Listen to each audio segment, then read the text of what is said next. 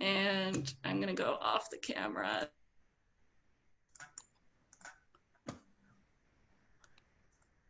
Ethan, are you good to start captioning?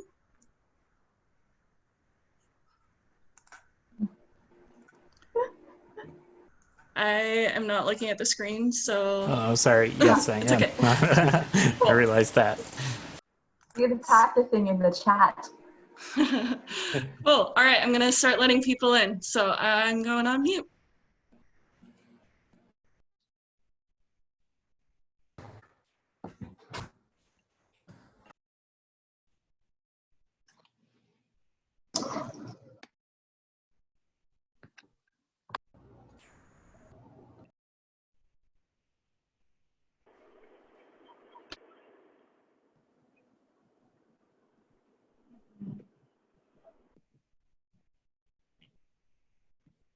Oh man, we should have had music. Like little elevator music. Yeah, elevator music. We'll get started in a couple minutes as more people come in.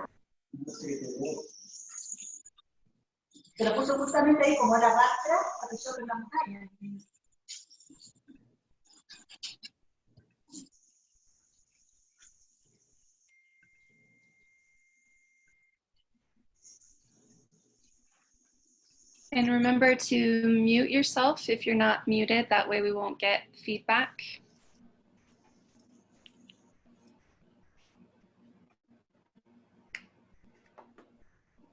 And yes, this is being recorded.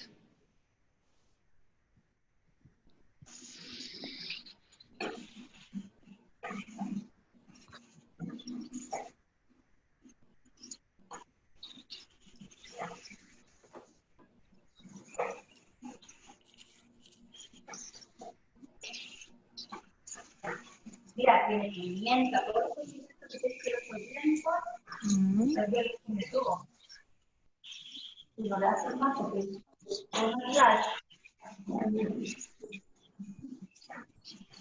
está haciendo chupeta. Hi everyone coming in. We'll get started in a couple minutes. Make sure to mute yourself.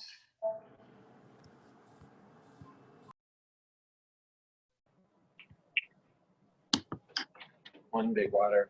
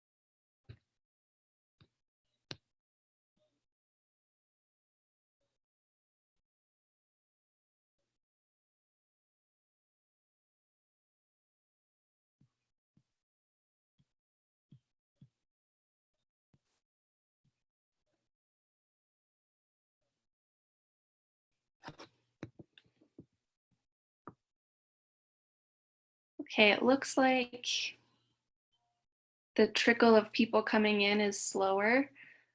So let's go ahead and get started. Welcome everybody. It's really awesome to see so many people here. My name's Eliza. I'm with Decarcerate Utah, and this is what to do instead of calling the police. Josh, do you want to go to the next slide? So our objectives for today are to empower each other to build and utilize our own skills and support networks, to learn why alternatives to policing often build police power, find better crisis interventions that keep everyone safe, and then to confront our fears and find healing solutions to crises. And next slide.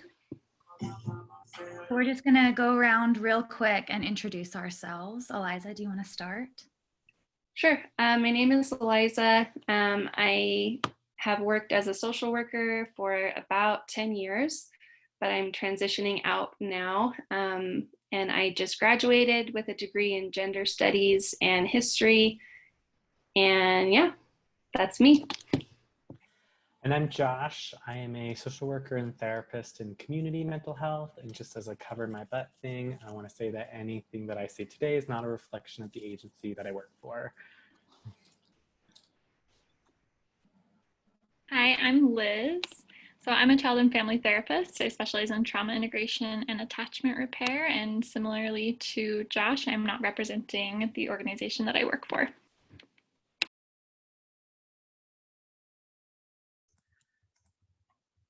Hi, I'm Brinley. I am a writer, yoga instructor, and one of the co-founders of Decarcerate Utah. So excited for everyone to be here today.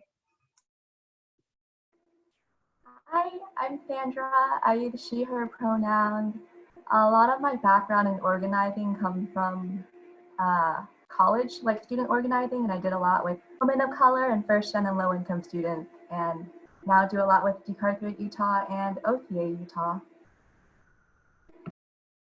And I'm Katie. My focus is in education and gender studies, and I am gonna just leave it at that, I think.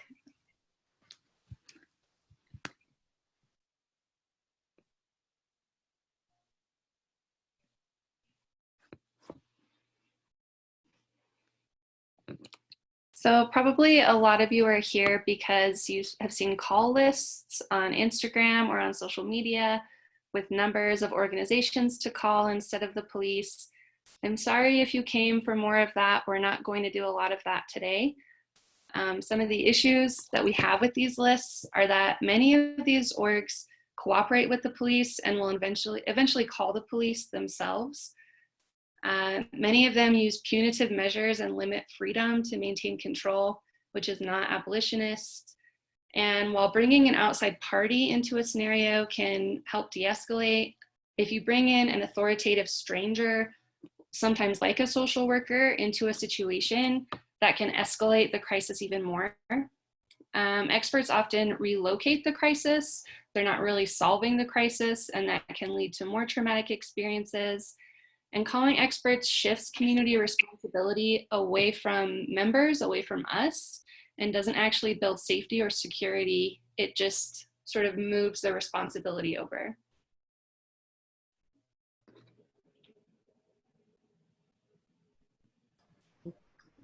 And so we wanted to go into some of the kind of resources that folks might have on a call list.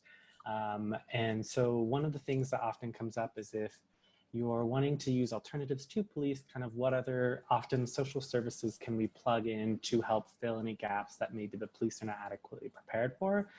But as Eliza was saying, a lot of those things also take away people's autonomy and take away their freedoms and their rights. And so we want to focus on some of those and what that looks like. I have some stats on here, but with psychiatric hospitalizations, one of the biggest issues that we run into is we try to encourage folks into mental health services without giving them a lot of freedom of choice, without giving them a lot of autonomy. And oftentimes in psychiatric hospitalizations, you can re-traumatize or further traumatize folks through their use of chemical and physical restraints, being there without your freedom. Oftentimes there can be solitary confinement if folks are not willingly participating in services. And because our insurance system kind of drives the payment for psychiatric hospitalizations, a lot of time we see a revolving door situation, particularly with our folks who are unsheltered or have severe persistent mental illness or substance use issues. And so we tend to see kind of a risk of setting these people into the system that is traumatizing and oppressive just for a short-term stay to kind of get them out of mind and out of sight, which is not community-centered. And there are a lot of risks with hospitalization, including kind of if you send someone off to a hospital because you want them to get mental health support, if they have obligations outside of it, and we don't want to make assumptions about what people's life looks like outside of the window that we see them, they may have school, work, or family, or social responsibility. If they're already being engaged with kind of a street outreach team, could lose their connection with those folks. If there's someone who's unsheltered, sending to a psychiatric hospitalization will often result in loss of their personal items or loss of their space if they kind of set up and built a home, if we're talking about unsheltered folks. It allows a lot of coercive treatment, solitary confinement, and restraints. Also, hospital stays are really short and don't offer a lot of opportunity for mental health professionals that are even kind of good-natured to properly provide diagnosis and medication. Psychiatric medication is a really difficult thing to perfect, and being able to do that in the span of like 3 to 5 days that most people at most are in a hospital for just isn't going to do good, especially if that person is not wanting to be there. And I think it's also important to note that there's a lot of disparities in the way that mental health hospitals and facilities treat folks, especially in regards to race, ethnicity, gender, age, and making sure that we're being mindful that the mental health system is rampant with racism and oppressive structures as well. Also, sometimes people are like, okay, well, if not the hospital, maybe not jail or incarceration, maybe some community supervision program, right? Maybe civil commitment to outpatient care, probation, parole, diversion courts specializing in mental health and substance use. But those often also have a lot of oppressive structures involved, as they're usually costly. They usually require folks to show up to appointments with little to no notice, including like mandatory UAs for substance use, kind of meetings with probation, parole, and service providers. And we just know that engaging in services isn't really going to work that well if you're not willing to be there and you don't want to be there. So if we're kind of trying to siphon off folks from incarceration to other services, we have to be really mindful. Are we doing this for our own safety, for our own kind of letting go of our own fear, or for their own good? And oftentimes if we're making someone do something and engage in services that they don't want to be a part of, we're doing more harm than good. And also it kind of loses the ability to kind of honor people's rights to make decisions for themselves. And just because they have mental health or substance use issues, that's not really fair to them to kind of make those decisions. And lastly, before I pass it off to Liz for some more services, homeless services, oftentimes, or when we're dealing with unsheltered folks, we want to, there's always the hope that they have a safe place to stay, and we think of homeless shelters as a place to do that.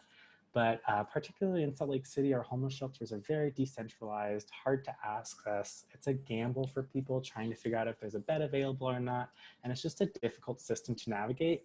And for a lot of folks, it can be re-traumatizing or triggering to even be present in a shelter due to maybe if they have paranoia or high anxiety, substance use issues, history of trauma, and if they identify with a gender, race, or ethnicity or other kind of identity that can make them more vulnerable or more likely to receive oppressive or discriminatory treatment.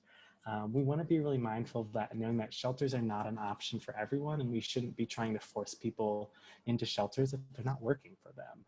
And we know that scientifically kind of the housing first model is really what works well because it allows people that autonomy. And also we're in a pandemic, which I think is important to note that we never want to be forcing anybody into a space, especially now.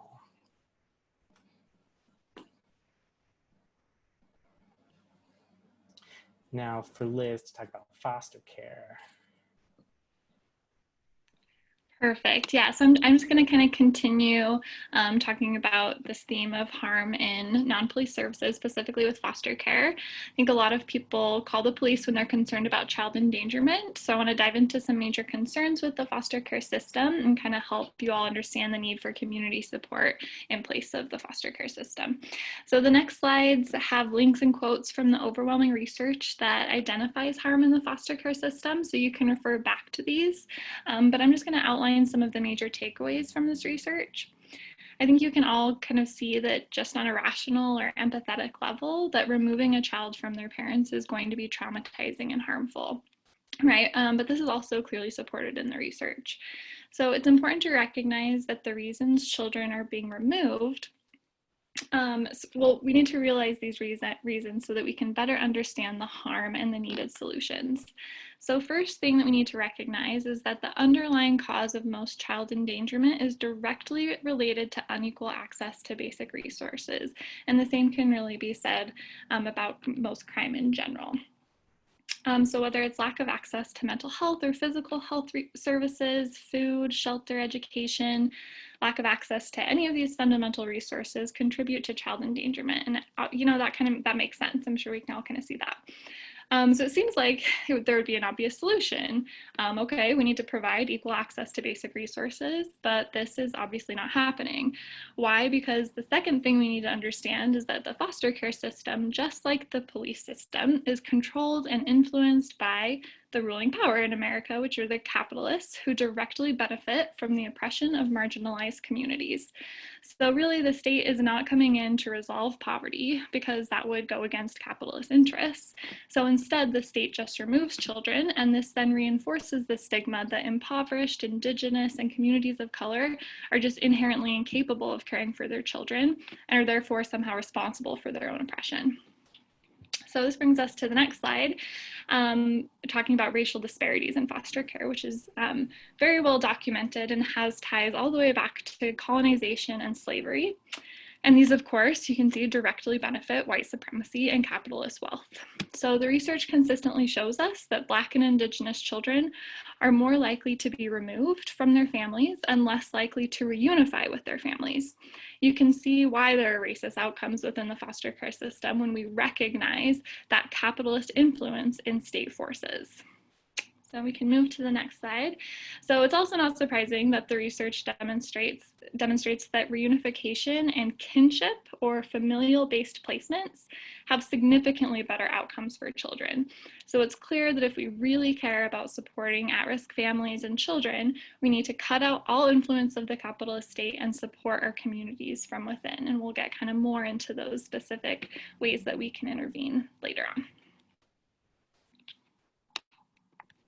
So as we talk about community today, there's this quote by Audre Lorde that can help us frame what community means. She said, "Without community, there is no liberation, but community must not mean a shedding of our differences, nor the pathetic pretense that these differences do not exist." When we think of community, it feels like so many people are focused on an idealized version where everything is peaceful and everyone is always in agreement. And this romanticization doesn't necessarily reflect our current reality and can limit our potential for relationships and community building.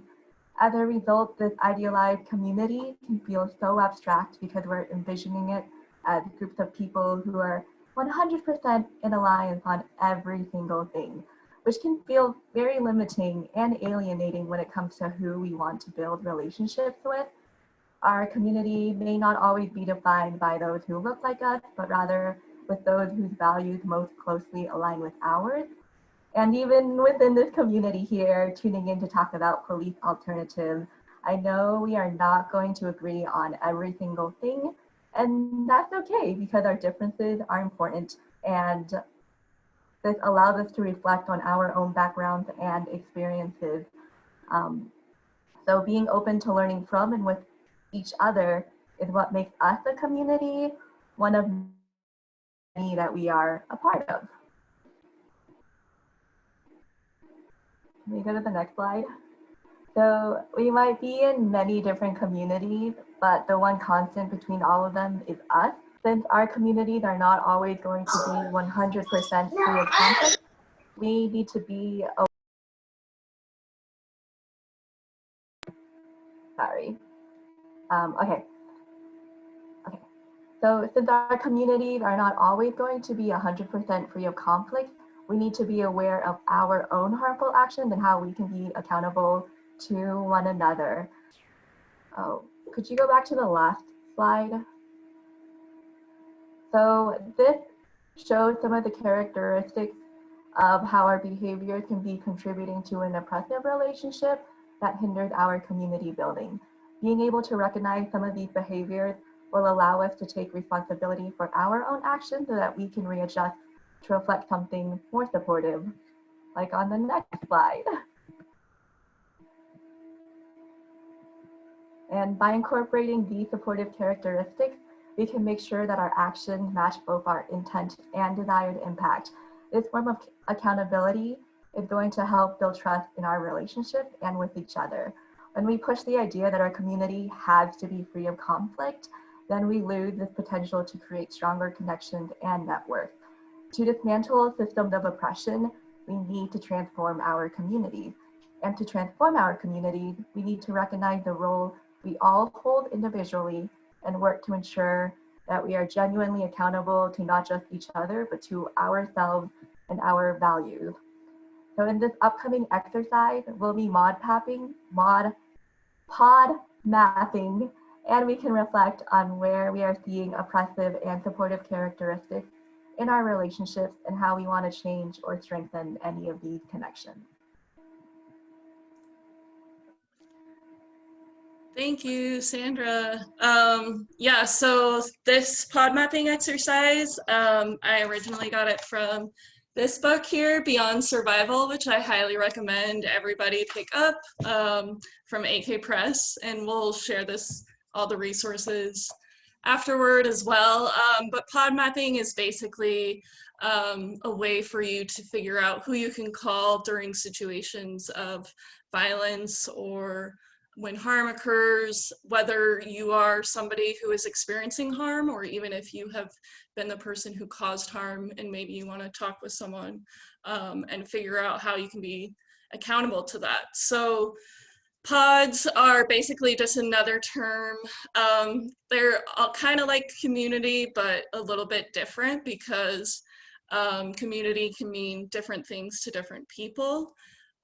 Also, the pods, the people who make up your pod may or may not be the same people who are in your very intimate circle. So it might not be your partner and it might not be a family member because in many situations, those are the people who are causing harm. So this can be anyone who you have a relationship built with and who you trust. And that's like kind of the key thing to your pod is that relationship building and that trust building. So growing a pod isn't easy, and for a lot of people who experience isolation, whether you have a disability or if you're an immigrant here, it might be a little bit more difficult for you to figure out who is in your pod.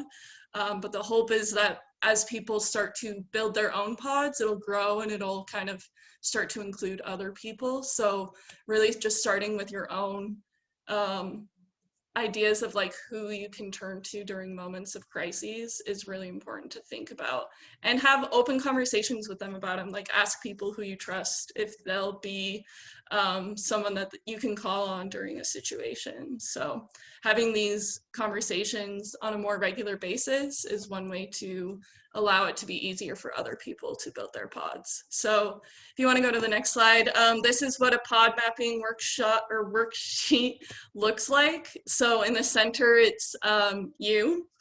In the inner circle, these are your pod people. So these are people who you, like I mentioned, you trust to be able to call during situations of crises. So this can be maybe your neighbor, or it can be a friend, or it can be a coworker. The people in the outer circle with the dashed lines are people who are movable. So these are people who might not be in your pod yet, but maybe they're going to be able to get to that point after a few conversations. So maybe these are people who you just need to spend some time with and build up relationships with and have that kind of trust and respect with each other. And then the people on the outside are different networks that you trust to interact with. They can be organizations or groups or maybe a church or a political group. But these are going to be people who just kind of like help build your pod. And maybe those people, again, are going to be moving from the network into the movable spot and eventually into the inner pod.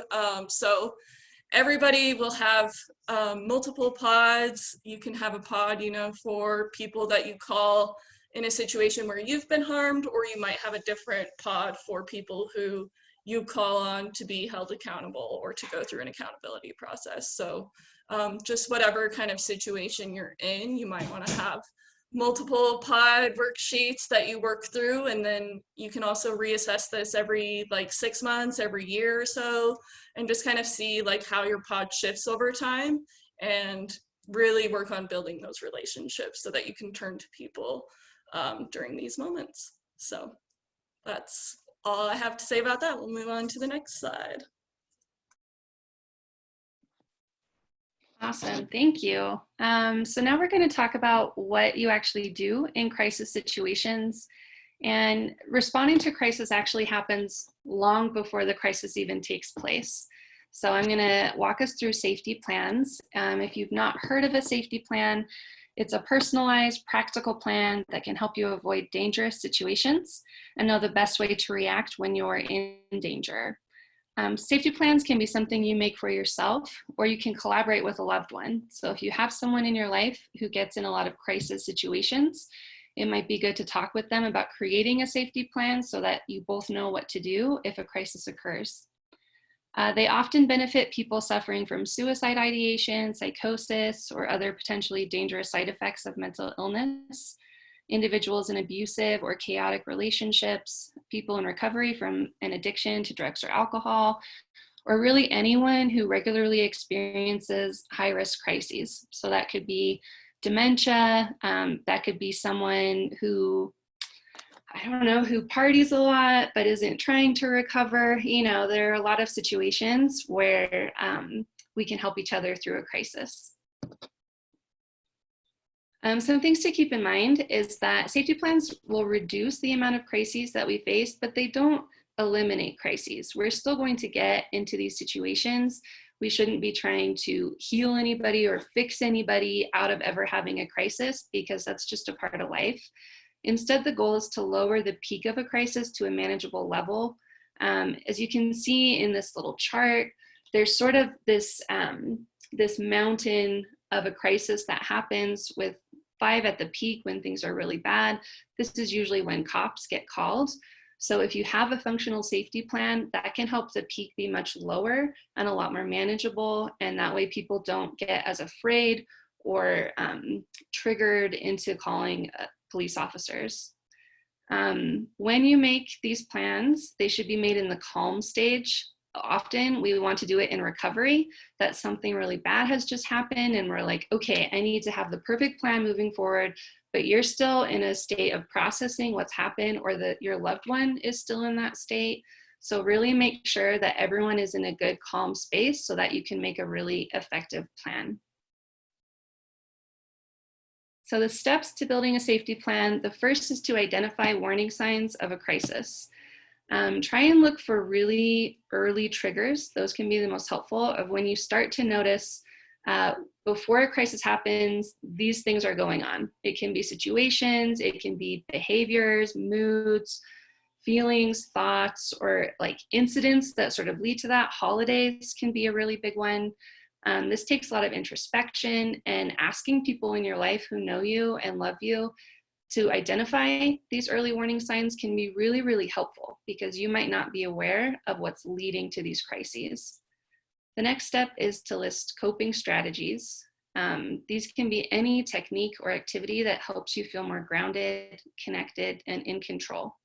And make sure that you list a few strategies that don't require a specific location or tools or outside interaction.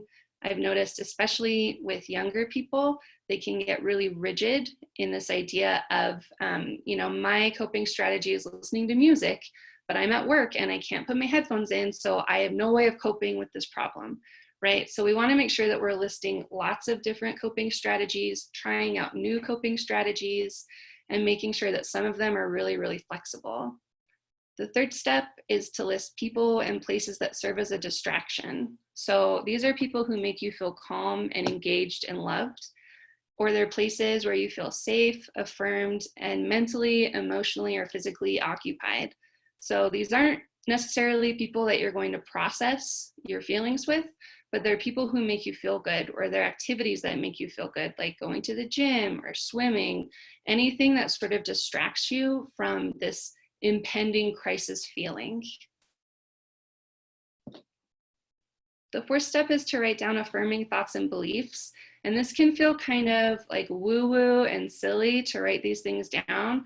But when you do this before a crisis happens, it really helps redirect your mind when you are starting to feel that crisis. So really think about why you want to be safe, what parts of your life make you feel the most proud or excited or happy, and what messages do you want to remember during a crisis that you seem to forget when you're in that crisis place. The fifth step is to list people that can be called in a crisis. And these are your pod, right? These are people who can respect and affirm you, but also make sure that they have the skills and capacity to help you during a crisis.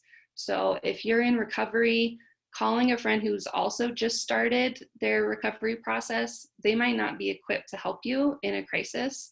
Maybe look for someone who has been in recovery for a couple of years, right? So they know what you're going through, but they aren't going to be triggered into relapsing because you're trying to get help from them. And when you list these people, make sure that you let them know that they're in your safety plan and that they feel comfortable and ready to be called upon in a crisis. And make sure to actually write down that information so you have it really, really handy. The sixth step is to list mental health providers and services that you trust. These can be hospitals or crisis lines or shelters, or they can be something totally different, right? It can be an alternative healer. It could be that you feel connected to, but make sure that you trust them to come for you and help you in a way that benefits you when you're in a crisis. And again, write down that contact information, make sure it's handy, and especially for your loved ones, make sure they know that information as well. And then the seventh step, right when it feels like that crisis is really going to hit, try and make your environment safe. So what is threatening your safety during a crisis? How can you remove that? Or how can you remove yourself from that space? So if it's certain people that you're worried about, how can you make sure that you have another place to go before this happens? It might be something a little different, like if you're worried about having weapons in your home during a crisis, you might need to have a friend take your gun or take these other weapons overnight to their house. Just anything that you know is going to trigger danger, try and remove that from your environment.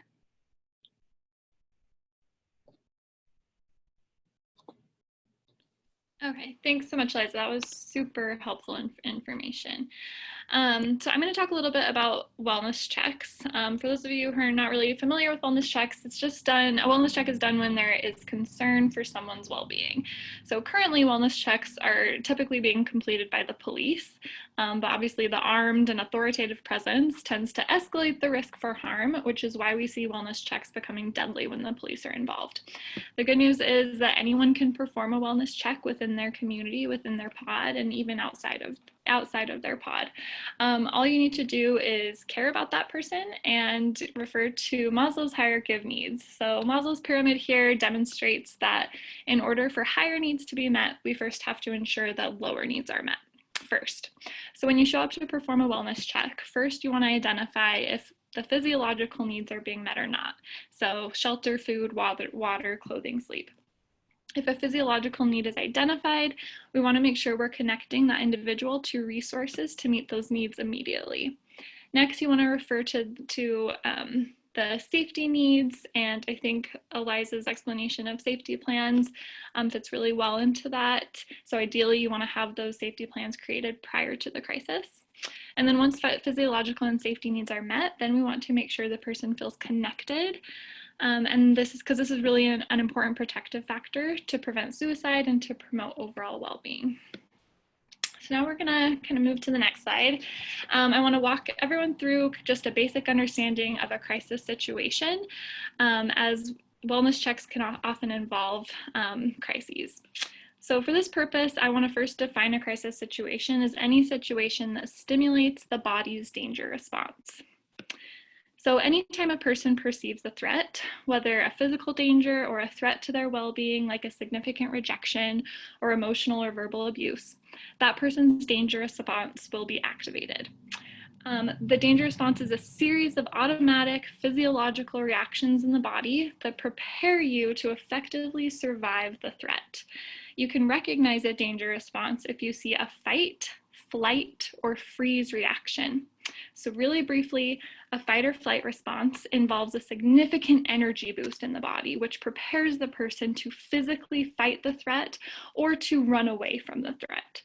A fight reaction might involve opposition, yelling, attacking, or aggressive behavior. A flight response is any action to get away from the danger. And then a freeze response occurs when fight or flight are not possible, or the person remains in that state of elevated stress for a while, and then the body will move into a freeze response where they can escape the threat by numbing out. This is really where depression lives. So in a freeze, you'll hear a lot of, I don't know, I don't know, I don't care, I don't care. The person can even kind of disconnect from reality. So the most important components to understand about the danger response, so fight, flight, or freeze, is number one, that it is activated when we perceive danger. And number two, when the danger response is activated, our problem solving, rational decision making, and social connection areas of the brain are essentially made inactive. So this is actually really adaptive, because if you're thinking, for example, if you're about to be run over by a car, you don't want to sit there thinking about the best course of action. You want your body to just immediately respond, which is really what the danger response is really good at.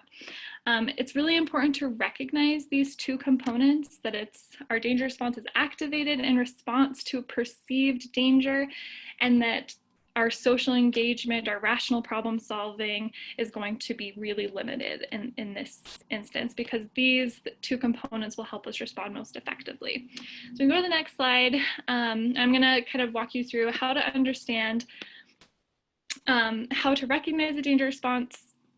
Now that you do understand how to recognize a danger response, I want to walk you through some specific de-escalation strategies that you can use. So going back to those two crucial components of a danger response, we want to recognize that the goal of de-escalation is to re-establish safety in a way that the danger response is going to be receptive to. Because if you walk up to someone, you're trying to problem solve with them, getting a lot of information, getting them to try to use reasoning and problem solving, you're not going to be very effective, because that part of the brain is just not activated in these crisis situations. So looking at kind of these de-escalation strategies, I put them on R's so it'd be easier to remember. So 1, regulate yourself; 2, build rapport; 3, remove the danger; 4, reflect; and 5, reconnect to present safety. So the most important thing is the danger response is activated. You want to think, how can we reestablish safety here? And you cannot do that if you yourself are not regulated.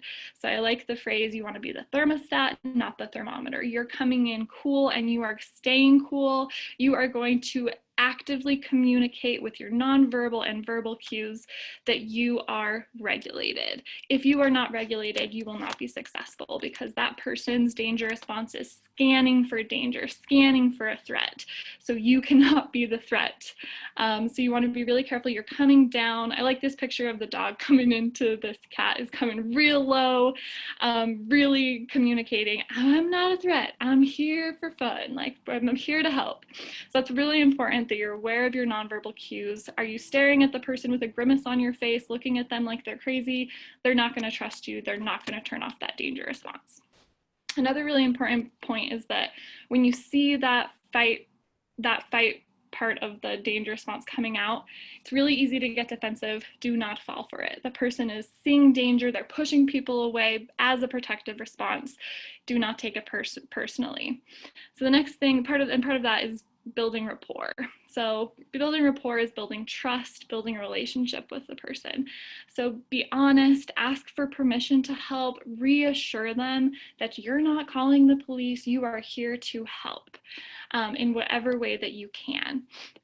Number 3 is going to be remove the danger. So whether it's actual perceived, if you can, that person's fight response the fight or flight response. If they want to try to get away from the situation, great, that's what it's for. Help them get away from the threat.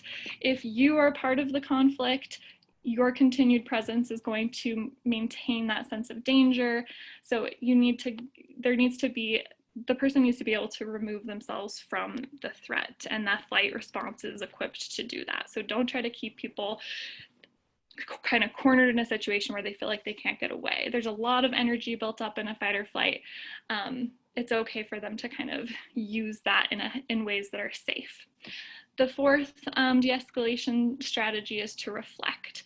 This is really important. What I mean by reflect is you're a mirror. You don't need to extinguish the emotion, you're reflecting the emotion. You're communicating that you understand.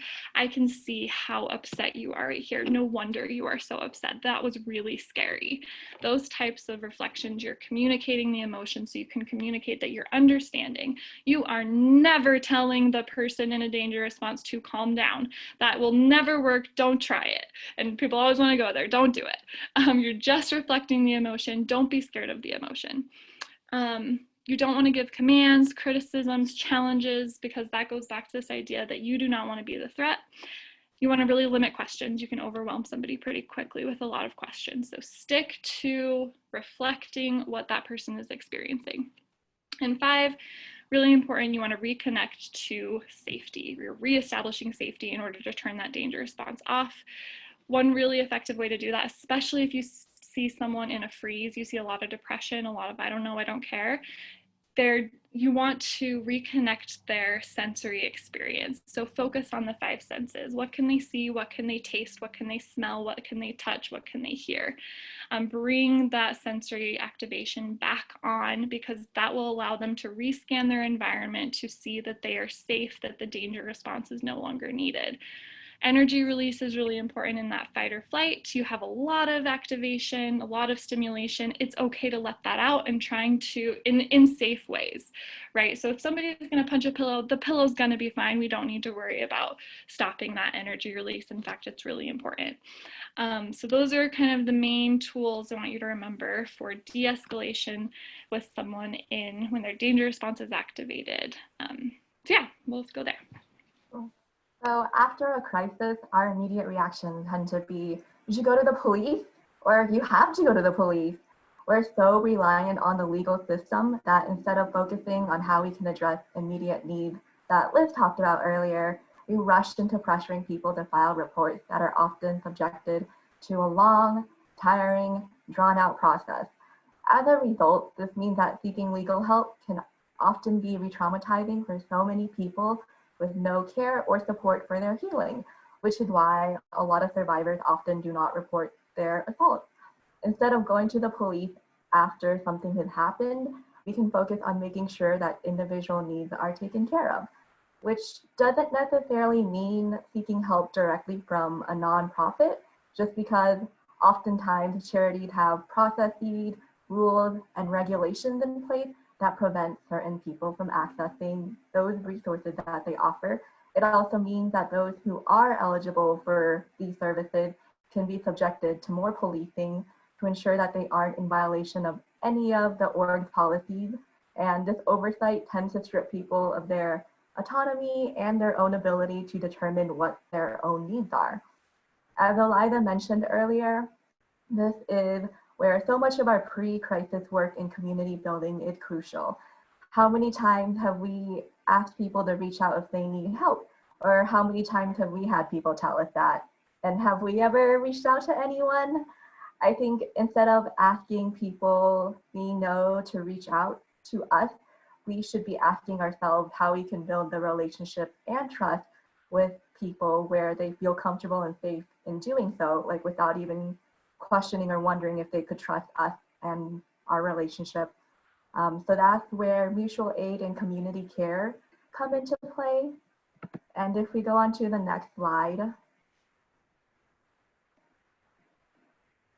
these are some of the local organizations that have been doing the work of community building and that have built trust with the community members who feel comfortable in seeking support.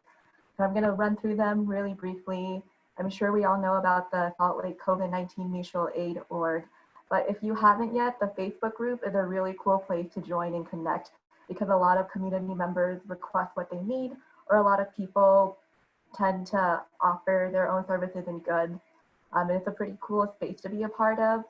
Migrant Mutual Aid focuses specifically on providing services to undocumented folks who may not be able to receive any of the private and state-funded services. Just Media Utah has a calendar on their website that tracks all of the outreach that they do with the community, specifically with our unsheltered community members. The Rose Park Brown Berets have been really good about organizing tree cutting services this past week after the windstorm. And I think they're actually doing more of that today. And it seems like they're going to keep continuing that kind of service to people in Rose Park. And OCA Utah, which is an org that I am also a part of, shares a lot of resources and events on their Facebook and Instagram. And a lot of what they share has a focus on the Asian Pacific Islander and refugee communities within the Valley. Okay, thank you, Sandra. Really quickly, I just want to take a moment to think on this question. You can either write off in the comments or you can just think to yourself, what kinds of incidents are you imagining or have really occurred outside of your pod where you've either called the police or thought about calling the police? Okay, next slide. I'll come back to that. But I'd like to talk about bystander intervention and some things that make bystander intervention hard, especially when you're outside of your pod, right? So the bystander effect basically states that the more people watching any sort of injustice occur, the less likely any individual is to do something about it. And there's a few factors why the social psychologists who, came up with this theory have two factors. The diffusion of responsibility, basically my personal responsibility is less the more people there are here because anyone could theoretically act. And then the social influence, which is just that we monitor each other as humans and we sort of mirror others' behavior. So if I don't see anyone else acting out, I'm less likely to as well. What they don't mention that I think are important factors are also that fight, flight, freeze, or fawn, emergency crisis reaction, and also, bigoted worldviews. If you are a sexist person and you see a woman being assaulted, you're probably less likely to do something about that. And also what is called the just world fallacy, which basically just says, we think that the world is fair. Good things happen to good people and bad things happen to bad people. So if something bad happens to someone, there must be some reason why they deserve it, right? And we see this happen on all sorts of scales. It leads to victim blaming, and it's what happens a lot in the case of sexual assault, but it also is the case with homelessness, with mental health problems, with physical health problems. Oftentimes when you find out about lung cancer, the first question asked is, were they a smoker? Right? So we're looking for those ways because we don't want to feel like those things could happen to us. It makes us afraid. Next slide, please. Step I think is to recognize it. And that's part of why I included the prompt is I imagine that many of the situations that came to mind for you, were probably like robbings, things that had to do with drug use, mental health emergencies. A lot of them probably intersect with homelessness, right? So with that in mind, the first step I think is to recognize that these are not natural, innate human qualities. They can be trained, they can be taught, and they can be untaught. So that, first of all, gives me a lot of hope and makes me feel like this isn't all for nothing, right? But it also is only the first step in what you do. You have to recognize that in order to move forward. And then of course, changing your mindset is a really big part of that. I think that we can counter the bystander effect by being confident in our own values and our own abilities, by having plans ahead of time. So much of this work is in the before and after, right? Not the moment itself. And also examining ourselves and really looking at the carceral logics that we've internalized. And carceral logics is just a fancy way of saying the ways that the prison industrial complex like makes all of these systems and structures and ways of thinking seem normal and natural and okay, right? And the only way to do things. And I also think that a big part of it is broadening our definition of community. So, you know, that pod mapping exercise is so helpful. And in other ways, it kind of reaffirms who belongs on the outside. So, you know, what I love about it is that it's always with the consideration of expanding your pod and adding to your pod. And that's what we should be doing, finding ways to cultivate empathy and change, you know, expand who we consider to be a part of our community, who we consider to be worthy of help, right? And then of course, I think taking action must be you know, I think all three of these things need to go together in order to do the good that you want it to do. And we need to take action in and by ourselves, you know, in doing things to change that internalization, those mindsets, but also by working with others and creating that kind of community that has less police and needs less police. So how can you, now that you know people are less likely to act when there are more bystanders, how can you ensure that you can be the person that does act? And then how can you ensure that you'll be equipped to act in that situation? You won't know it in the moment unless you've done the work ahead of time. If you've made those safety plans, done that that research, you know. And I also think it's very important to note that sometimes you need to mind your business.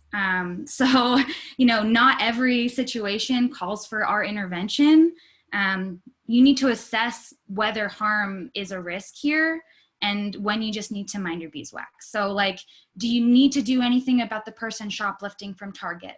No, it's not harming anybody. It's not your business. You can just walk away. Do you need to do anything when there is some sort of interpersonal altercation? I think it's okay to wait and see sometimes, right? Like maybe it's just a regular fight, and when you go and try and inject yourself, you will be escalating it, right? When you need to learn to recognize those triggers, those pieces of that make things harmful, as opposed to just, you know, an altercation that actually isn't going to cause anybody harm. Next slide. So this is an incomplete list of tools, just because we don't have, you know, obvious solutions, right? This is not a one-to-one. Like Angela Davis says, we're trying to create a matrix of alternatives that preclude the need for these things. So you need to do a lot of different things in order to make that change. Cultivate empathy, study oppression, and reflect on your own internalized carceral logics. That's really important, and you can't do the rest without doing that. Introduce yourself to people in your geographic area and build relationships with them. Learn and practice bystander intervention strategies, make those safety plans. I also think the bystander intervention strategies, I've included some in the resources we send out, but they're imperfect. Take them with a grain of salt. A lot of them recommend calling the police or using those same sort of police-like systems, right? Or systems that call the police anyway, just like we addressed. And learn and practice harm reduction tactics. My best recommendation for all of you today would be to get trained by Utah naloxone. You can do it on your computer online to identify overdoses and use naloxone to reverse overdoses. It saves lives. I carry it in my bag when I leave the house, just in case. And obviously work with and give money to the people that are doing outreach with the communities that are most at risk for these types of harm that you're worried about, right? Because that pre-work precludes some of the emergencies that could come, right? And obviously organize with your community to build people power and create this world that we're all trying to create, which if you go to the next slide, it is such a broad topic. So I'm gonna be pretty brief with it. But basically, you know, the idea is if we're trying to create these alternatives to police, they're only gonna happen if we make them, and they're not gonna happen immediately, and we're not gonna be able to do it ourselves, right? So my best recommendations are to organize geographically. That means talking to your neighbors, talking to the people you work with, the unsheltered folk in your area that you pass a lot. You should introduce yourself and build relationships with them. You can also organize ideologically, right? Go seek out those people and organizations that have the same goals as you, and then you can work together to accomplish much more than you would on your own. And that's also the best idea if you don't know how to organize, right? If you've never done this and you don't know what you're doing, don't start your own organization. Go work with other people that do, and then you can learn all the tools that you need, and you can definitely go fill those gaps. You know, like we don't have a cahoots like system here, you know, a health crisis response team that doesn't involve cops, but we could. And if you don't know how to do that yet, you should work with people who have those types of skills, so that then maybe you can create that kind of system, right? And I also think that just the most important thing to remember about community organizing is that it is relationship building. Nobody wants to work with you if they don't know you and they don't trust you. Like, you're not going to be able to get as much done. And it's what makes this whole thing go around, right? Like, in general, it feels like, you know, policing feels necessary when we don't trust each other and know each other. And, you know, confrontation and crisis is harder to deal with and more often involves the police if we don't know and trust each other, right? So it all really does come back to building trust. And at the bottom, I've included just some of the local community organizing groups. The thing is, they all have different goals and they all have different methods, and that's a good thing. So you can go seek out the one that maybe fits best with you, and then just go from there. It doesn't have to be permanent. It can shift like water, and that's okay. And I'm done. All right, so we talked a bunch of stuff, and one of the things that I think can make it the hardest to use all these tools that we've talked about and kind of take ownership of being and developing a community that is not reliant on the police is it's scary.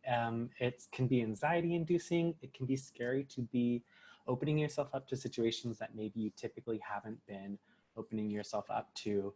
And so I wanted to spend a little bit of time at the end of our presentation to talk about how can we address our own fear.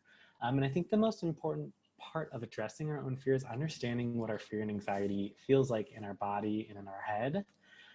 Oftentimes, whenever we're in these crisis situations or in a situation where we feel like we need to respond, we're not always fully connected to our body and fully aware of what's happening, right? We kind of move into that fight, flight, or freeze response that Liz had talked about earlier. Just even if we're not the person in danger, right? That fear and anxiety of feeling like we have to act or wondering if we need to intervene can escalate our anxiety and fear. And so the first step is to figure out, what are the clues that I know that I'm feeling anxious or fearful? Just like Eliza was talking about with the safety plan, like knowing your cues. And if you're not connected with your anxiety or fear response, I encourage you to take some time to kind of think of a moment when maybe you felt some fear or anxiety. I don't want you to re-traumatize yourself, but like if we're looking at a scale from 0 to 10, 10 being like anxiety and fear through the roof, try and think of like a 3 to 4 situation, like or recalling a time maybe you slept through your alarm, or maybe someone didn't text you back for a little while and you starting to get a little bit nervous, and kind of checking in, what did that feel like in my body? Was my heart racing?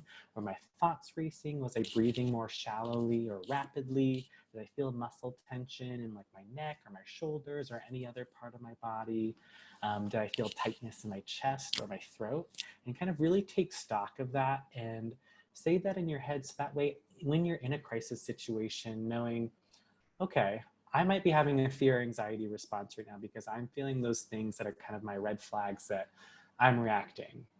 And so the next step is to move into turning our frontal lobe back on. And so as Liz talked about, whenever we have that fight, flight, or freeze response, the resources in our brain kind of change the way that they're acting, right? We're moving into a crisis response. And that kind of, it takes all the resources in our brain to our brain stem, we call it our reptilian brain, our amygdala, without going into all the nuance, right? Basically our frontal lobe, which is where we do our impulse control, our like deeper thought, our processing of our emotions. it goes offline. We call it flipping our lid. If this is like the front of your brain, you're flipping your lid, your anxiety and fear response is activated. And so we want to turn that back on so then we can think clearly about, okay, what are all the cool tools that I learned from this presentation today that I can consider and think about as I'm navigating this crisis situation. I'm going to talk a little bit in more detail about some things that we can do to turn our frontal lobe back on, but it's anything that kind of brings yourself back into your body, right? So it's like slowing down that breath that has escalated due to the fear response. It's kind of relaxing the muscles that are tensed up because of the stress hormones that are pumping through our body, through our nervous system. It's maybe distracting ourselves or grounding ourselves by bringing ourselves into our senses, or finding something else to bring our attention to so that thing that is triggering our fear or anxiety response isn't keeping on going and we're not stuck on those thoughts.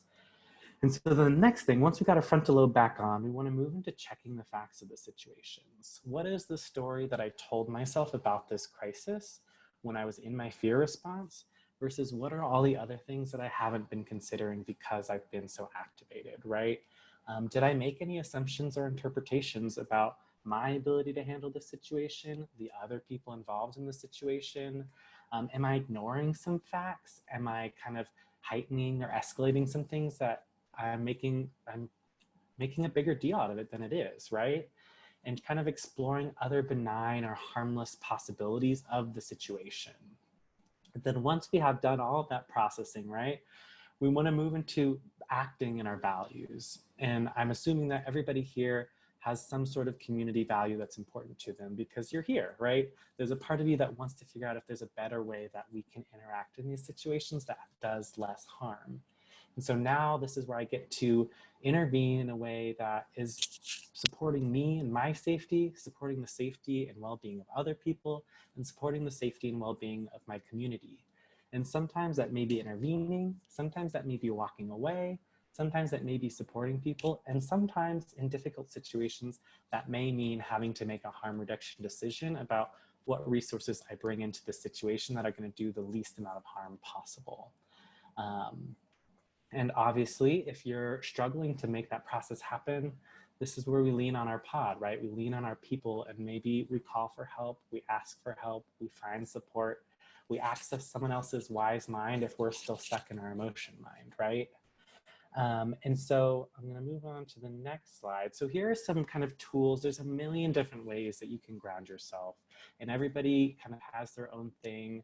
If you've been in therapy before or done any kind of mental health work, you may have some that you already have in your back pocket. But if not, I wanted to give y'all a couple tools that you can use. The first is the STOP acronym, which comes from a type of therapy called dialectical behavior therapy. And this is just a helpful acronym to remember each step by step of how you handle yourself in a crisis situation. And so the S stands for stop, right? Whenever we're in a fear and anxiety response, we're going to immediately want to be moving into movement, right? That's why that response is there. If we can stop ourselves in our tracks, just immediately freeze, that way we can pause before we move into action and do all those other processes of grounding ourselves and making a smart decision. The T stands for take a step back. And this can be kind of metaphorically or literally physically taking a step back if you are the danger or you are in danger and you need to remove yourself from an unsafe situation in order to regulate. Or just kind of like being, how invested am I in the situation, and is that impacting my ability to regulate my emotions? And so the O stands for observe the situation, right? This is when we move into the, what are the facts that I know about what I'm seeing? What are the interpretations that I've made? And what are some other possibilities that I haven't considered, right? This is your data collection phase where you're trying to figure out what's happening. Like what is the situation when I'm looking at it from a lens where I'm not completely dysregulated? And then proceeding mindfully is proceeding with kind of a clear head where you're present in the moment and you're acting without judgment. So one of my favorite tricks to do that, we call it the 5-finger method. And I think it's just really helpful because if you've got a hand with 5 fingers or you've got toes or you just know how to count to 5, this is just a helpful way to remember that. And the first is to go through and count 5 deep breaths, right? This is slowing down the heart rate, breathing in and out, and making sure you give yourself 5 full deep breaths. And that both makes you make space before you act, And also as you regulating your body from the bottom up coping skills, right? You're grounding your mind through your body. And then you go back, once you've counted all the way down to 5, then you start listing things that you can observe with your senses, right? These are things that you can see or hear or smell or taste or touch, kind of what you know for the facts. We don't want to go into any interpretations or assumptions yet. We just want to ground ourselves in what's actually happening. And then we go through and list all possible interpretations. I like to challenge you, don't make any decisions until you've listed 5 possible scenarios about what's happening that are different than what your initial fear response is. And it's possible that your initial fear response was totally spot on, right? That's definitely a real possibility, but making sure you're giving yourself time to consider other stories of what's happening so that way you can act smartly and in community values. And so I also like to encourage, Liz kind of mentioned this, but when we're taking deep breaths to ground ourselves, it can be really helpful to take longer out breaths than in breaths, because that activates the parasympathetic nervous system, which is the nervous system that's going whenever we're feeling safe and secure. That's where social engagement happens. That's where connection happens. We want to be activating that by taking longer out breaths than in breaths. I also like to encourage pros and cons charts. It's a skill that usually everyone knows, and I think it can be really helpful to ask yourself, what are the pros and cons of a couple options that I'm weighing here?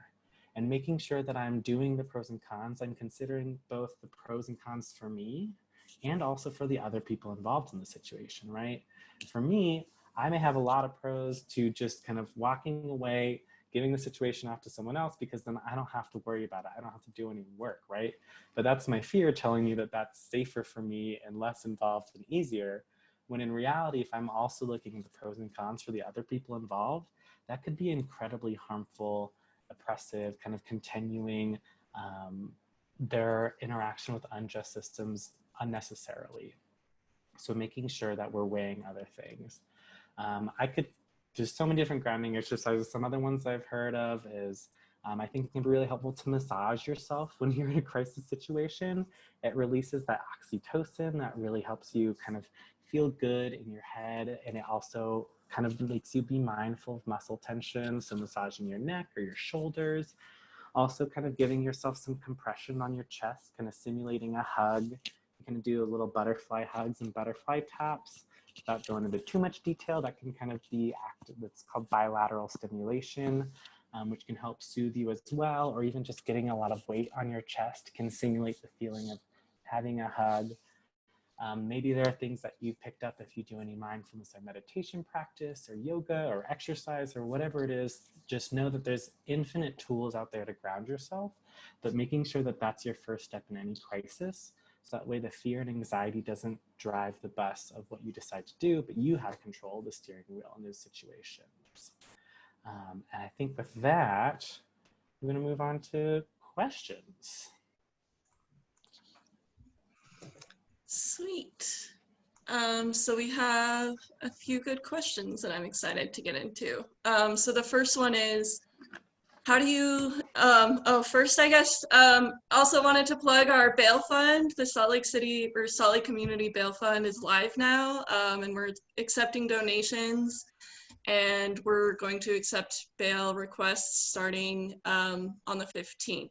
So we're really excited, could use some more support. So make sure you're going to our website to donate and sharing that with your friends so that we can release as many people from jail as possible, so that they don't have to continue this cycle of experiencing police violence.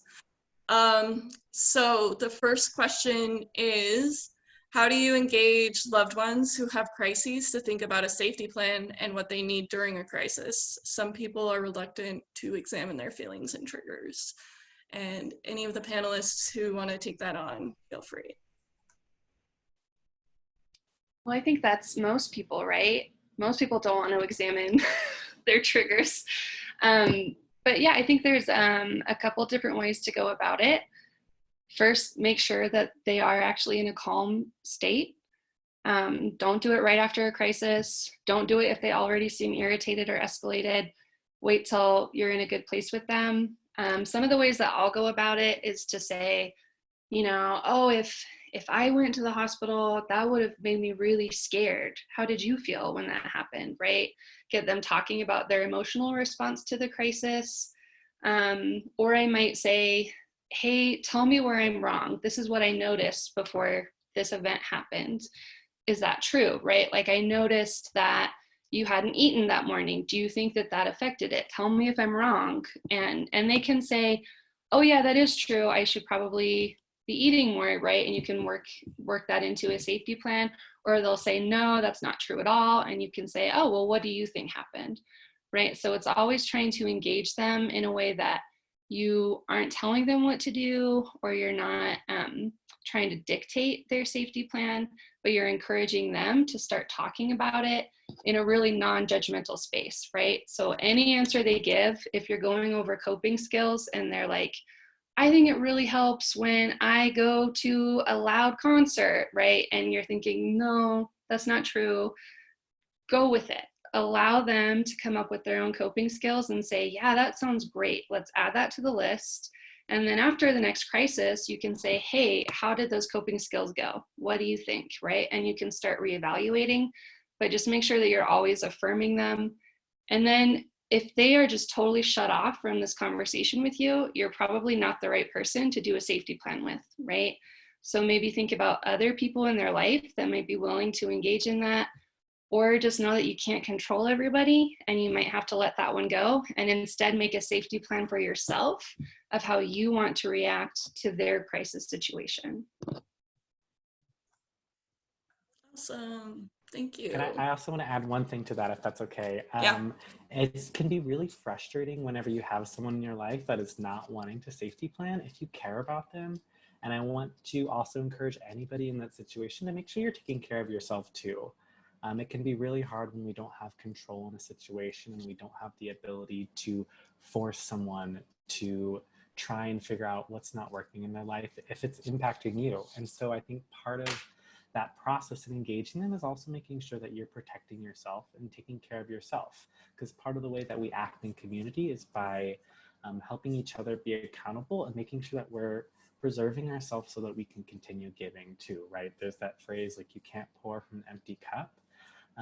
It can be hard to be engaged and in community with people that are harming themselves if that is burning you out or making it really difficult for you to engage. So it can be a push and pull, kind of a little bit of a dance of making sure that you're checking in with yourself in those situations too, along with doing everything that Eliza was sharing. Yeah, thank you so much, Josh. So the next question, and before I get into the next question, I just want to note that we may not have the time to get into every question that gets asked, but if you still want to drop your question in the chat, we'll be sure to follow up with it in our resources after we send them out after this workshop. So the next question is, what might developing a pod look like for people who are not connected to family or possibly friends? Maybe they're in a new city or their friends are no longer safe. And I'll go ahead and take that one. And I'm just gonna read straight up from Mia Mingus, who is from the Bay Area Transformative Justice Collaborative that I shared. And if any other panelists wanna add on to it after this, I just felt like this paragraph summed up well a response to this. So they said that we hope that by beginning to build and grow pods where they already exist or where they could exist, we can build the conditions to support people who do not have pods. By growing the number of people in the Bay Area, which is where they're located, but let's say by growing the number of people in Salt Lake who can recognize, talk about, prevent, and respond to violence, we hope to make it more likely that people in need of support will find it in their daily lives. We also believe that orienting from a place of growing pods can help us gradually move away from the structures that keep people isolated. In this way, building our pods is useful for ourselves and the people in our immediate circles, but it is also part of building a network of pods that could support anyone experiencing violence. Do any of the other panelists want to add on to that? Yeah, I would. Just a quick one, because I think it's so well done, but I think at its simplest, it means if we're adding more and more people to our pods, the likelihood that we are adding podless people to our pods and therefore kind of creating pods for them and like building pods increases. So all that work we talk about, like the more people you have in your pod, that means the more people that have pods. So Yes, exactly. So the next question, how would you suggest going about a wellness check if you don't know the individual very well or can't establish contact in the first place? For example, you're worried about an elderly neighbor that you haven't seen come outside for a week, or a friend who hasn't been responding to their phone or door. I think part of this goes back to what y'all were just talking about with kind of building and expanding our pods and strengthening the relationships with people in our communities. I also think that we need to be, just actively reaching out and building those relationships. The more rapport you have with a person, the more effective you'll be in supporting them during a wellness check. So building those relationships before the crisis, building your pod before the crises, I think is really important and will kind of allow that. Does that answer all the question? Am I missing something?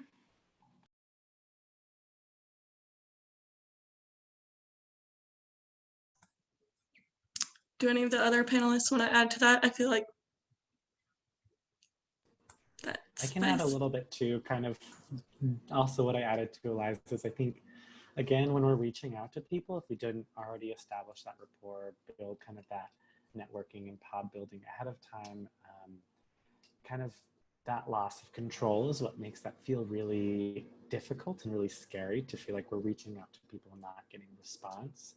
And I think in each situation, it can be a different response is the most effective way. But if we have someone that we think is isolated and feeling kind of out of touch, what we can do is we continue to reach out to them in a safe and kind of non-invasive way to kind of let people know that we're here for them. And so that way, that is a way you can build rapport. If you didn't already do kind of the proactive work on the front end, knowing if there's someone there, just kind of like checking in, being like, hey, I'm here, I'm a neighbor.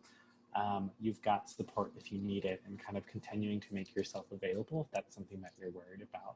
And also, again, kind of honoring that that's a scary situation and taking care of yourself too. If you don't have a lot of power in that situation because they're not someone that was in your pod before the worry started. Awesome.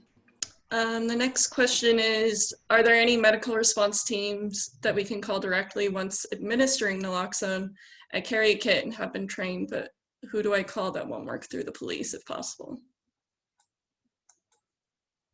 I can, please correct me if I'm wrong or if I'm missing information, but to my knowledge, there are not any resources in Salt Lake that don't work with the police like that. So with that being said, the use of naloxone, it's not going to end it right there. And you'll learn that if you do the training, right? Like it lasts for a relatively short period of time so that they can get the medical treatment that they need, which means that you might end up having to call 911 in a situation like that. I think that, this comes down to like harm reduction and being, using all these other systems that we have in place. If you know that you have to call an ambulance because someone will die without it, then what other steps can you take to make that as the least harmful possible, right? And have the best possible outcome. And that would include staying around, right? Advocating for that person, maybe specifically asking if they can send paramedics only, like being not very specific on the phone. Because when you call and say it's drug related, oftentimes they send police because of that. Maybe you can just say, we need an ambulance out here now. Learning those little things to get you to the best possible outcome. And if anyone knows of any resources like that, I'm just not aware of them. And I know that they have them in other areas, like other parts of America. That's what I'm talking about with like, filling those gaps though, right? Like if you have those types of skills, how can you create a system that doesn't exist here in Salt Lake, so that in the future we can call an independent medical crisis group that doesn't work with the cops. That would be rad. Yeah, and kind of as a follow-up, oh, sorry, Eliza, did you want to add to that? Yeah, I just wanted to say from my past experience, police are afraid and they don't want to be held responsible for situations. So the more that you can show that you're in control, the more likely they are to leave. So if you have to call 911 and police show up, if you say, hey, I've got it, we know what's going on, I'm going to the hospital with this person, usually they'll back off because they really don't want the trouble of getting involved, right? And that's also true at the hospital. Like if you say, oh, can I talk to the social worker on this case? Let them know that there's someone who's going to come pick them up when they get released from the hospital, or, you know, that there are people involved. They are less likely to call the police. It doesn't mean they won't, but they're a lot less likely. Thank you. And yeah, kind of as a follow-up to that question, does UHRC, which is the Utah Harm Reduction Coalition, work with the police? To my knowledge, no, but I don't know if any of the panelists know otherwise.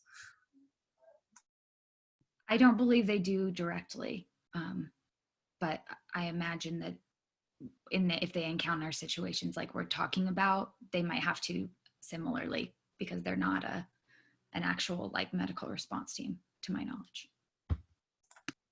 Yeah, I think that sums up my understanding of that too. The next question is, when is it appropriate to call the police? So I'll start by taking that, and if other panelists want to take that on also. I think we do need to recognize that sometimes involving police is going to be inevitable. There are certain situations where there are mandatory reporting laws. Those include car crashes, they include missing persons, and they include any abuse against a child. So in those kinds of situations, that might be one of the inevitable times that you have to call. But if any other panelists want to get more into that. I would add to that, Brinley, just by saying, similar to what we just talked about with like calling paramedics or whatever, following all those other steps to ensure that, you know, everyone is protected if the police have to come. And, you know, if for some reason you have to report a crime, can you do it in a way, like, can you go into the police station? I'm like, that's not fun for any of us, but it sure is hell better than bringing the cops right into your community. So you know, just like finding those ways to reduce the harm from, you know, the inevitable situations. I think that that's the best one that comes to mind for me, that a lot of people don't think about, is going into the police station if you have to report a crime for some reason, as opposed to calling them out to you. And that especially will come up with insurance claims.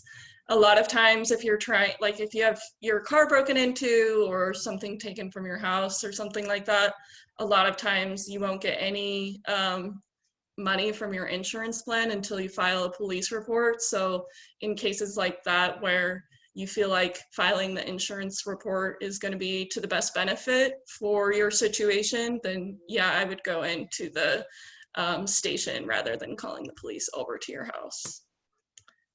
And Brinley, someone, Lizzie in the chat made a great point that if you need to report like property damage or theft, then you can call the dispatch number and do it through the dispatcher without having a cop called, which I didn't know. So thank you, Lizzie. Yeah, thank you. Love it when, if any of the panelists, you know, also want to chime in with their answers. If you feel like we haven't touched on something, feel free to drop it in the chat. The next question is, I have very little experience helping people with mental illness. Is it appropriate to ask someone to do the 5-finger method to calm down?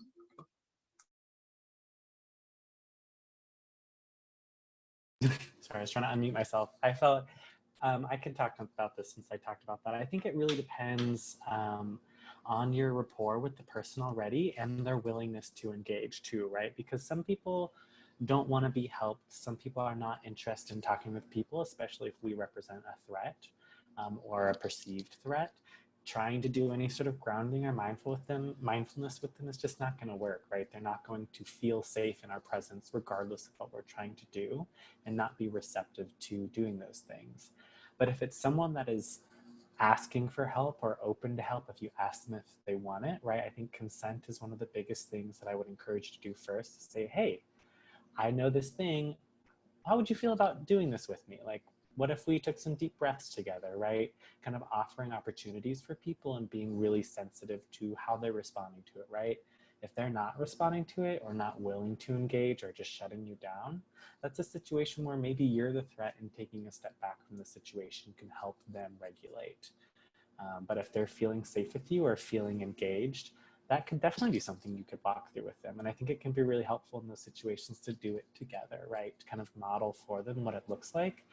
And kind of having those, we have these mirror neurons kind of like reflecting that safety to them, and reflecting that kind of mutual grounding can bring a lot of connectedness and a lot of safety to a situation if they're open to it. Yeah, I think Josh definitely hit kind of the important points that I would have said. I would just emphasize that if someone is actively in a fight or flight response, they're not going to calm down until they feel safe enough to do so. And so telling someone to calm down or use coping skills too fast before you really address the safety component is more likely to backfire. So really just kind of emphasizing that point and everything Josh said as well. Awesome. And one final question. I work at a local business. Capitalism, yuck. And I would love to be able to prepare the people who work with me to interact with customers and homeless neighbors without calling the police. A lot of what you have shared would be applicable to the range of situations we've encountered, but is there anything you'd like to add in regards to dealing with conflict at work and not calling the police? And someone suggested SLC ambassadors. I don't know much about that, but if any of the panelists want to respond to that question, or if you know more, chime in. I'm not sure if the SLC ambassadors is the group that I'm thinking of, but when I worked at a restaurant downtown, there was a similar group, and it might be the exact same one that would sort of like come and like get rid of your homeless problem for you, if that's what you're kind of referring to. And I don't think that it's the best way to handle it. Please jump in, because this is going to be a really limited response, but my suggestion would be, depending on how much power you have, to allow them to say, like, use your restroom, right? Like, especially now during COVID, like unsheltered folks don't have access to any of like those normal things, like public bathrooms are shut down and they don't have anywhere to go. And so when you shut off another opportunity, that sort of like lights up more opportunities for harm and problems to arise and things to escalate. So obviously, you know, it's hard when your boss is saying you have to tell all the unsheltered folks that come in that they have to leave. You only have so much power in those scenarios, but you know, it's not the end of the world if an unsheltered person like uses the bathroom in there, and in fact it would probably do a great deal of good for them. And just like sort of training your team to not respond in that reactionary way that we've learned to respond to people who are homeless, right? That's my recommendation. I would also say that usually people in businesses are responding from a place of fear, right? And they're wanting to control a situation, and they feel like that they have to control a situation to de-escalate it. So, you know, you're not going to be able to make all of your coworkers respond in the way that you want them to, especially if you're low on the totem pole at work. But you can use these tools and respond, and you can say, oh, I can handle this situation. Like, I'll talk to this customer, I'll talk to this person, right? And use these tools. And when other people see that it works, that you actually are helping to de-escalate and to remove this feeling of danger, they might ask you, like, how did you do that? I want to do that. Or they might turn to you more in those situations and not respond out of their own fear when that happens.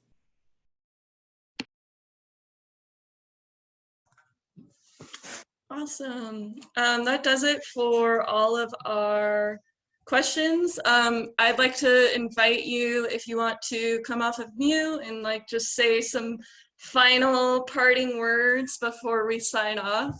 You can feel free. Otherwise, we'll go ahead and wrap up this workshop, and we will follow up with everybody who RSVP'd. Since we have your email address, we'll send up an email with all of these resources and more information. We can continue educating our community. Can I say something real quick? Yeah, go ahead. This is in response to an earlier question about calling the police. And I know we talked a lot about like going to the police station to report theft, insurance, and property stolen things. But I also just want to emphasize that with all the current narratives right now around hate crimes and looking at like San Francisco's passage of the Karen Act and looking at New York City Police Department's committee of like, I don't know, task force against Asian crime or whatever, I personally want to emphasize that these are ways for the police to legitimize themselves as like an institution.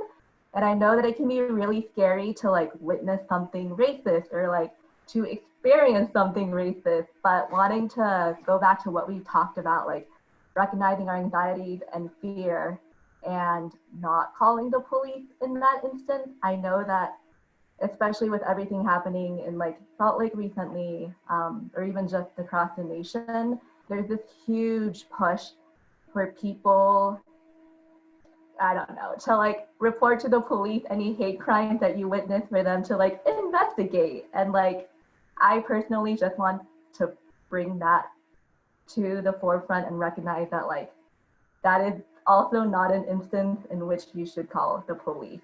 I know that like, there's a huge PR push around this right now, obviously with everything that the police departments are doing right now, but recognizing that more policing will only harm the people they claim to be protecting. Yeah, and Sandra, that goes hand in hand with like acting in community values. Yeah, right? exactly. Like if you look at the bigger picture, what will it accomplish to report that to the police, right? Yes, it gives them more power. It gives them more legitimacy. Yeah. I know that kind of like deviated from the original question, but it was just something that I was thinking about while you were talking about like property and theft, and something that we should talk about too is like hate crimes and how it has taken shape in today's current times. Yes, thank you so much for bringing that to light. And moral of the story, don't talk to cops. And ACAB. Yeah. Can I just I wanted to say something super quick, if that's okay. Yeah. I've worked in downtown restaurants for about 13 years.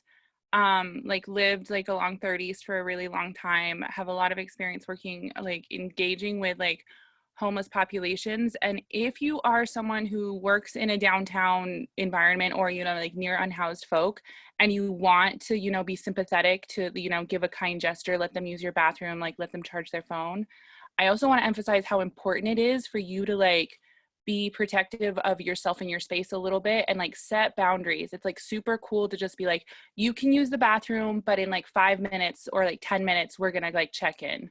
You know, I've had, you know, people OD in bathrooms. I've had people like, you know, actively use drugs, try and use our phone to like make deals, you know, like there are, you know, not to say that's like every person who's houseless does those things, but boundaries are a completely safe way for you to say, you can, 10 minutes, 15 minutes, you know, let them know that you're there to help support them, but also there to like help keep this like not a like an unfettered access to resources, just to, you know, protect your job, protect yourself, and then not escalate to a position where you might have to get the police involved if there's something like an OD.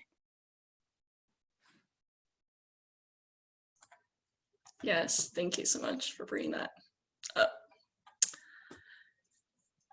All right, I'm gonna go ahead and sign off. And Wait, Bryn, oh, can we shout out Ethan, who did our closed captioning thank today? you so much, Ethan, for the closed captioning. So helpful. Yeah, hopefully that'll come up in the Facebook Live too.